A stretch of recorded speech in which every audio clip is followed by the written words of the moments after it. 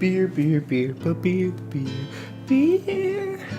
Hello everybody, welcome back to me, Rouge, for beer review number 76. Today I have a beer for you from Rouge Brewing Company yet again. It is their Autumn IPA. So looking at the label, we got a black background this time around with a nice picture of the Autumn IPA. Very nice red fall color with a leaf and some hops in the bottle there. On the label, really cool, really nice. I like when they do their little designs for their bottles rather than just their usually white-faced sort of label. Very nice to see some sort of design. So let's crack her open. Before we do that, let me just say that it is coming in at 6.5% alcohol by volume in a 500 ml bottle, and it was bottled on November 16. So that is less than 10 days old. So let's crack this fresh beer open, see what we got. Throw that back down here. Alright, and we're pouring it into my Rouge River Fat Style Tulip glass. Alright, let's pour up. See what we have. We'll pour about that much in there, about half a bottle, just so I have some to sip on after. Looking at the beer, definitely not red in color like the label shows there, but more of a, pale yellow, yellowish, very hazy looking IPA. Not too much of a head on that pour, but that's alright. But yes, it looks very, very hazy. Cannot see through, but I can see my reflection. Alright, let's stick my nose in it, see what we got. Dankness, grapefruit.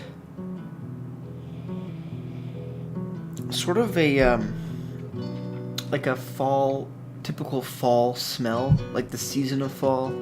If you're used to that sort of smells like that. I don't know if that's intentional or that's just my mind playing tricks on me because it is an autumn IPA and I'm putting the two together. It almost smells very dank, very resiny. Actually smells really nice. A bit of pine in there as well. Some citrus notes to boot. Alright, let's dive right in and then we'll cheers.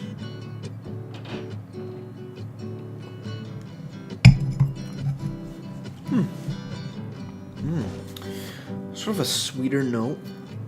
Not sweeter, more of a malty note than I thought there was going to be. It is still decently hoppy, nothing too crazy, but the malts are more present. There's sort of a like a caramel-ish note to it in there, which is actually really nice. It actually sort of goes well with the fall season. But yeah, really cool. All right, cheers and continue on. Cheers, everybody.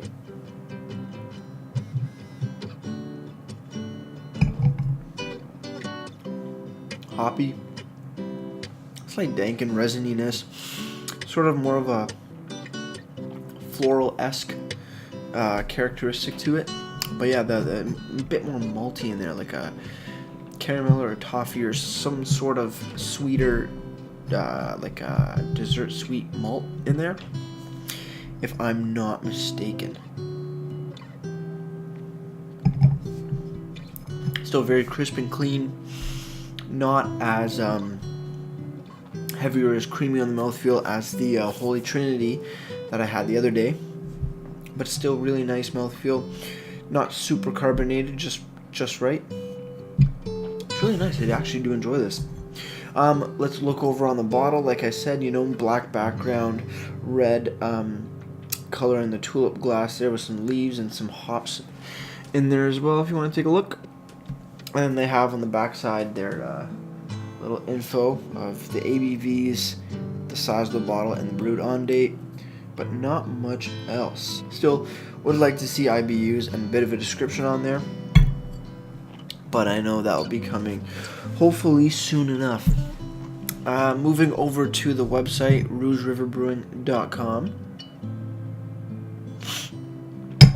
Going down on their brand new beer page, where you can actually see a description and everything I want on the bottle on the website, from malts to hops, yeast, IBUs, ABVs, all that good fun stuff. Going down to Autumn IPA, not their pale ale. They do have an Autumn pale ale as well, but today we're looking at the IPA. So they say Autumn IPA, 6.5% ABV and 45 IBU. So right smack dab, kind of in the middle on the bitterness unit scale. That's just real nice. It's easy drinking. It's nice drinking for sure. Alright, let's read what the description is. Our newest IPA features a combination of US Amarillo hops and Australian Enigma hops for notes of apricot, red berry, and a hint of pine. We combine Canadian and English malt base malt for additional malt complexity. That's a lot of malts in a few sentences. As well as a touch of caramel malt to give a slightly amber hue, as well as a touch of sweetness. So I'm right, I get the caramel. I'm gonna try to hunt for those apricot and red berry flavors as well. Looking down for the malts, hops, and yeast. For malts, they use Canadian 2-row, English Golden Promise malt, Canadian wheat malt, English oats, and English medium caramel.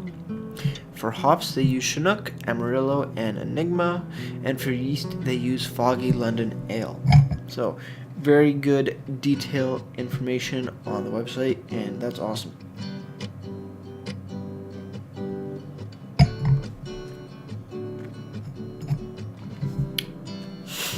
The red berry and the apricot don't come through as much unless you are really, really trying to look for them, in my opinion. But once you do find them and do detect them, actually, they seat in the flavor profile very nicely, which is just added bonuses to deliciousness. But I do like that caramel malt flavor that it does have. It sort of brings the whole autumn feel and around the beer, and just works really, really well, because usually IPAs, pale ales, blah blah blah, in my opinion, are more of a summer hot weather sort of style beer. But it's nice to see that Rouge River is adding different flavors and different characteristics to their IPAs and pale ales that encompass more than just reminding you of summer and hot weather. So actually would be a really nice beer after raking some damn leaves, because they get everywhere. Now, moving over to Beer Advocate, there's nothing on Beer Advocate for the 2017 edition of the Autumn IPA. They only have the 2016, and that is different from this rendition. So I moved to Untapped today, and they are giving the 2017 Autumn IPA with the Enigma and Enigma and Amarillo hops a 3.92 out of 5 bottle caps. That's out of 84 ratings. Going down to a few reviews, trying to see what people have to say for it. More or less just say they're drinking it, they're drinking it, they're drinking it. One person saying, getting a sameness from the IPAs now. They all are good, but on the same note, I kind of disagree with him. Their IPAs do taste different from one to the next. Other people, a lot of people just saying they're drinking it. No real personal comments on the beer. One person actually does say more of a standard IPA than what I'm used to from Rouge River. Not that it's not that it's a bad thing, just unexpected. Fine for what it is. I think it's a little bit different. And yeah, that's more or less what they have to say on Untapped. But 3.92, not a bad rating. Not at all. I'm actually running down to my last little bit in this glass, so I think that means we may have to close it out soon. But yeah, one thing I want to say, when it does warm up, that caramel note and also the red berries sort of become a little bit more pronounced. Not too much more of the caramel, but still very nice, very hoppy. Pine is there, grapefruit's there. It's damn good. Alright, now that we're on our little bit of last sip, cheers on it. Cheers on the final sip.